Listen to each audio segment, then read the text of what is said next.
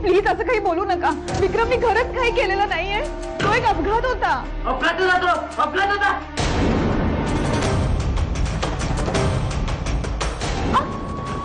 विक्रम, हा अपघात आहे. हो काय करताय तुम्ही? हे या तुम्ही इथून.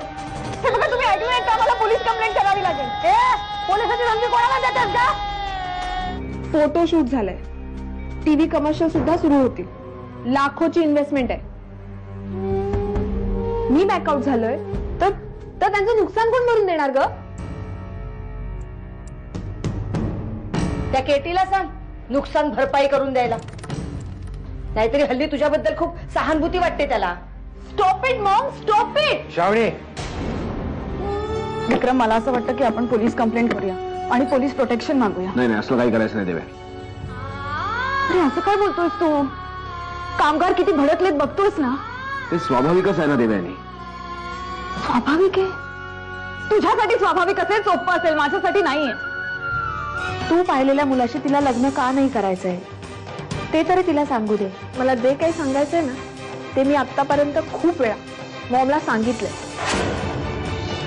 आणि मी कोणाशी लग्न करायचं याचा निर्णय मला घेऊ द्या ना. असं इट्स माय लाईफ. आम्हाला ऑफिस जायला हवं आत्ताच्या आता. हे बघ, तिकडे काही महत्वाचे रेकॉर्ड्स आहेत जे आम्हाला चेक करायला लागतील. त्यातनं आम्हाला कळेल की आम्ही स्वतःला सिद्ध करू शकतो देव्यानी. वेडा आहेस का तू?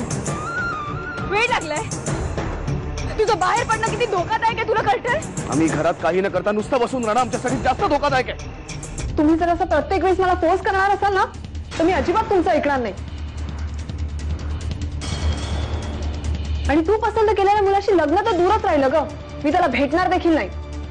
ठीक आहे, तू जर आमचं ऐकणारच नसशील तर उद्यापासून तुझं घराबाहेर पडणं बंद. तुझं शूटिंग, मॉडेलिंग आणि हे जे तू आम्हाला उलट बोलतेस ना ते सगळं उद्यापासून तुझं बंद. तुला कुणी भेटायला येणार नाही आणि तू कुणालाही बाहेर जाऊन भेटणार नाहीस. हा आमचा अंतिम निर्णय आहे. ठीक आहे, तुम्ही जर हा निर्णय घेतलाच आहे तर मग यापुढे माझे निर्णय मी घ्यायला स्वतंत्र आहे. श्रावणी, तुझ्या उगाच टेन्शन वाढवून ठेवतो. कामगार त्याच्या जीवावर उठले हे माहीत असतानाही घराबाहेर पडण्याची काही गरज होती का? तो घराबाहेर पडलाय हे कामगारांना कळलं तर? सॉरी, तुम्ही आज जाऊ शकत नाही. आमच्या ऑफिसमध्ये जाण्यापासून आम्हाला अडवणार तुम्ही कोण आहात? तुम्हाला प्रेमाने नाही समजणार. कायद्याची भाषा कळेल. हे ऑफिसला सील करण्यात आलेलं आहे. कोर्टाच्या परवानगीशिवाय कोणालाही आज जाता येणार नाही. तुम्हाला माहिती तुम्ही कोणाशी बोलता? माहिती आहे ना, चांगलंच माहिती आहे.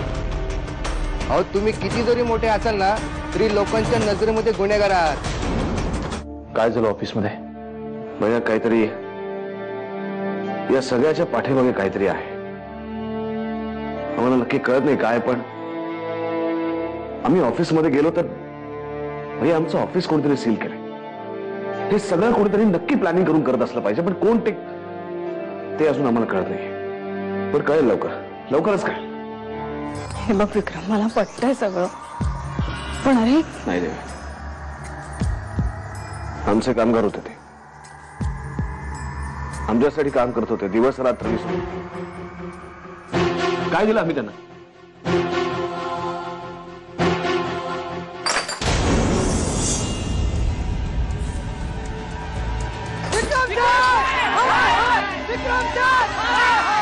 दारू घ्यायचं नाही. नाही विक्रम, मी तुला नाही जाऊ देणार. नाही प्लीज. ओके, नाही साहेब, मी दारू घाल बस. पण हा मार्ग नाही.